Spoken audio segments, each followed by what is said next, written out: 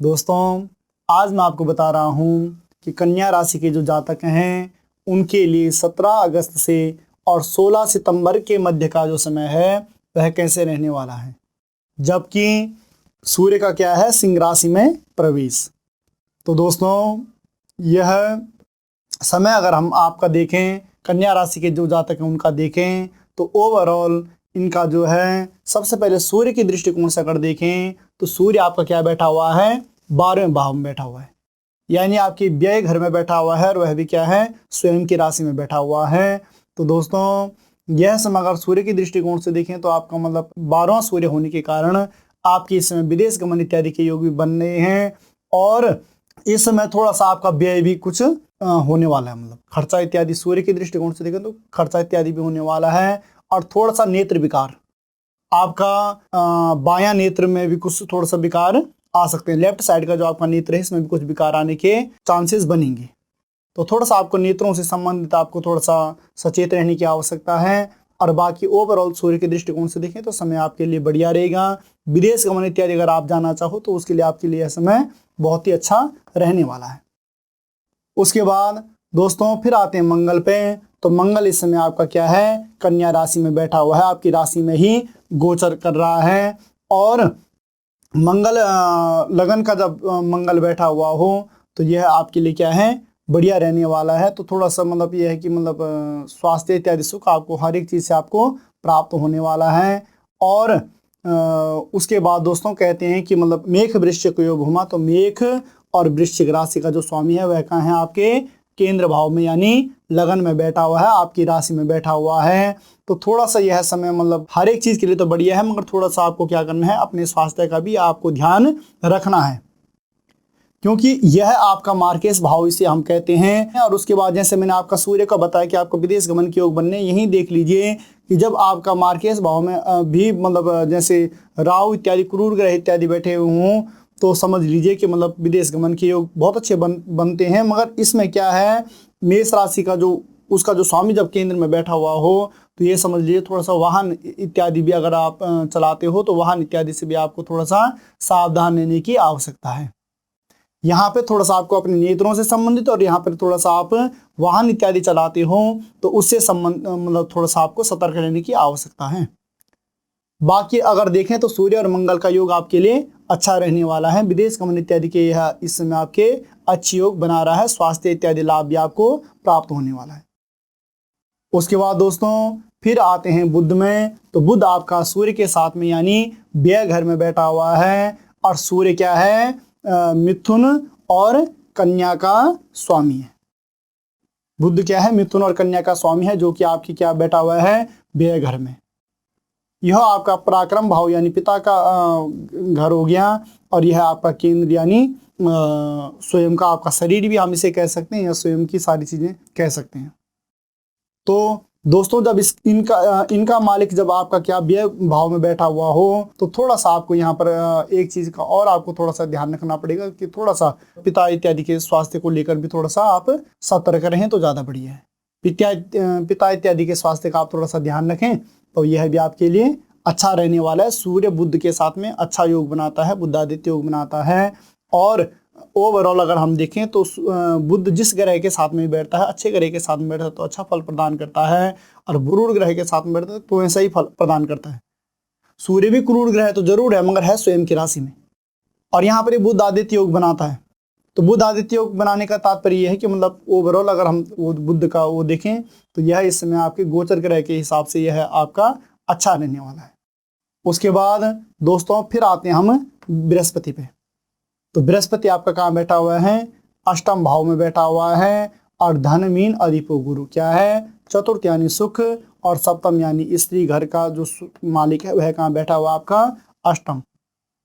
ठीक है, तो थोड़ा सा इस समय मतलब अगर जहाँ तक हम देखें ये चीजें तो मतलब मातृ सुख इत्यादि तो आपको प्राप्त होगा, संतान सुख भी आपको प्राप्त होगा, स्त्री सुख भी आपको प्राप्त होगा, मगर अपने जो मतलब वैवाहिक जीवन इत्यादि है, जो कुटुंब इत्यादि का जो जीवन आपका है उसमें थोड़ा सा आपको क्या है, उलझना नहीं है। अपने दाम्पत्य जीवन में किसी तरीके से कोई वाद विवाद न करें, क्योंकि जहां तक बृहस्पति के साथ में जब राहु बैठा हुआ है तो कहीं ना कहीं ये ऐसा कुछ योग बना सकता है कि जहां पर थोड़ा सा क्या हो, वाद विवाद स्त्री के साथ में आपके चलते रहेंगे। मगर इसमें कोशिश ऐसे करनी है, देखो ये आपको एक सजग करने का प्रयत्न किया जाता है इन ग्रहों के द्वारा, मगर ये चीजें आपको अपने जीवन में नहीं लानी है। इस तरीके से आपको कुछ भी ऐसा कुछ नहीं करना है कि मतलब कोशिश ये करनी है कि मतलब इस तरीके से कोई वाद विवाद ना हो। देखो दोस्तों, कभी अगर आप कुछ कह लेते हो तो स्त्री को भी सुननी चाहिए, और अगर वह कुछ कह लेते तो आपको भी सुन लेना चाहिए।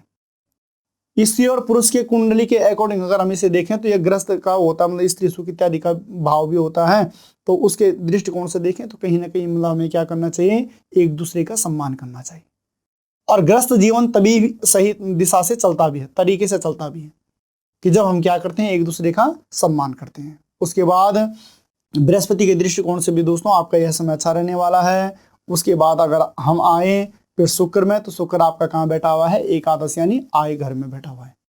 दोस्तों जैसे मैंने आपको सारे ग्रहों के दृष्टिकोण इत्यादि से बताया कि आपके विदेश गमन की बहुत अच्छे योग बन रहे हैं, या विदेश गमन ही आप स्वदेश में ही कहीं मतलब दूसरे प्रदेश में भी अगर आप अपने व्यापार इत्यादि के लिए जाते हो या कार्य क्षेत्र मतलब जॉब इत्यादि के लिए जाते हो, तो उसमें आपको 100% लाभ मिलने के आपके चांसेस बनेंगे, क्योंकि शुक्र आपका बहुत ही बढ़िया बैठा हुआ है, वह है एकादश यानी आपने आय भाव में बैठा हुआ है।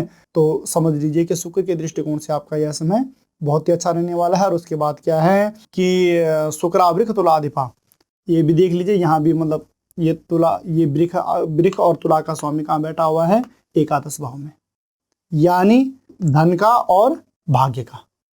तो अगर देखें हम तो ओवरऑल शुक्र के दृष्टिकोण से आपका जो भाग्य है, जो आपका धन भाव इत्यादि है, वह क्या है, अच्छा रहने वाला है। मगर इस समय भ्रमण आपका बहुत होता हुआ दिखाई दे रहा है, भ्रमण आप करते रहोगे इधर उधर। उसके बाद दोस्तों पुनः फिर आते हैं शनि में, तो शनि आपका इस समय शनि मकर कुंभ योग यानी पंचम भाव और षष्ठम भाव का जो स्वामी है वह क्या है, षष्ठम भाव यानी कुंभ में ही बैठा हुआ है, जो कि इसकी स्वयं की शनि की क्या है, अपनी राशि है, और यह क्या है, आर्य भाव है।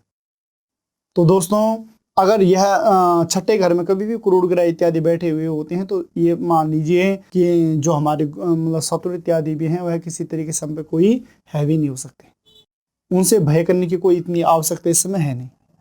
और जो आपके जो काम धंधा इत्यादि है, जिस तरीके से मैंने ओवरऑल आपकी कुंडली देखी है, काम धंधे इत्यादि के दृष्टिकोण से देखी है, तो इस समय थोड़ा सा आप अधिक से अधिक समय क्या कर लीजिए, अपने काम धंधे में व्यस्तता रख लीजिए। काम धंधे में व्यस्तता रखोगे तो जहां मैंने स्त्री सुख इत्यादि का बोला, जैसे स्त्री के साथ में मैंने बोला किस तरीके से वाद विवाद इत्यादि नहीं करें या पारिवारिक कलेश न बढ़ाएं, तो जब आप अपने कार्य क्षेत्र में व्यस्त रहोगे तो ऐसा कुछ भी योग बनने वाला है ही नहीं। मगर उसमें आपको थोड़ा अपनी क्या करनी चाहिए, अपनी व्यस्तता रखनी चाहिए। व्यस्तता रखोगे तो 101% यह समय आपके लिए संपूर्ण ग्रहों के दृष्टिकोण से आपके लिए यह समय अच्छा है। उसके बाद फिर राहु के वो आ जाएं, तो राहु आपका मतलब अष्टम भाव यानी मार्केश का राहु आपका बैठा हुआ है। मार्केश भाव में क्रूर ग्रह मैंने पहले ही आपको बता दिया कि क्रूर ग्रह क्या होते हैं, अच्छे होते हैं, ठीक है। तो यहाँ पर इससे भी मतलब किसी तरीके से कोई चिंता करने की कोई आवश्यकता नहीं है। थोड़ा सा गुरु चांडाल योग इत्यादि बनना है तो इसका भी ऐसा कुछ नहीं है, बट ये कि आपको थोड़ा सा अपने स्वास्थ्य को लेकर हल्का सा थोड़ा सा सतर्क रहने की भी यहाँ पर आवश्यकता है। और सतर्क रहने का ये तात्पर्य है कि मतलब पहले से कोई दिक्कत है, मतलब शारीरिक प्रॉब्लम कुछ इत्यादि आपको पहले से चल रही है, तो थोड़ा सा उसका इसमें ध्यान रख लीजिए। उसके बाद केतु भी द्वितीय भाव में आपका बैठा हुआ है, यानी आपके लाभ भाव में बैठा हुआ है। लाभ भाव का केतु भी लगभग अच्छा होता है। केतु कहीं मतलब केतु और राहु में बहुत अंतर है। राहु तो कई प्रकार से इंसान के अनिष्ट कर देता है, मगर केतु लगभग ऐसा नहीं है। केतु तब भी शुभ फल प्रदान करता ही रहता है, और वो है भी द्वितीय से बैठा हुआ है। तो इस समय समझ लीजिए कि आपकी जो यात्राएं हैं, जो भ्रमण इत्यादि आपका है, वह अत्यधिक बना रहेगा। यात्राओं से या भ्रमण करने से या आप विदेश गमन जाने से आपको इस समय अच्छा धन प्राप्त होने वाला है। तो ओवरऑल देखें तो यह समय आपके लिए बहुत ही अच्छा रहने वाला है। अगर कहीं आपको थोड़ा सा स्वास्थ्य से संबंधित कुछ परेशानी आपको लगेगी, दोस्तों आपको कुशोदक से स्नान करना है।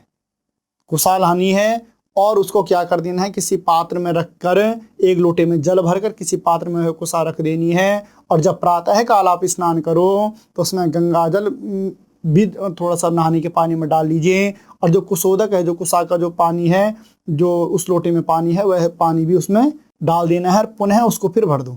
फिर दूसरे दिन जब आपने फिर स्नान करना है, फिर उसमें वह जल डाल दीजिए। जब 2 4 5 7 दिन में वह कुशा खराब हो जाएगी तो उसके बाद फिर उसे चयन कर लीजिए। तो कुशोदक से स्नान इत्यादि भी करते हो तो आपको कहीं स्वास्थ्य से संबंधित जो परेशानियां इत्यादि थोड़ा सा हल्की सी मुझे कुछ दिखाई दे रही हैं, ऐसा कुछ भी नहीं होने वाला।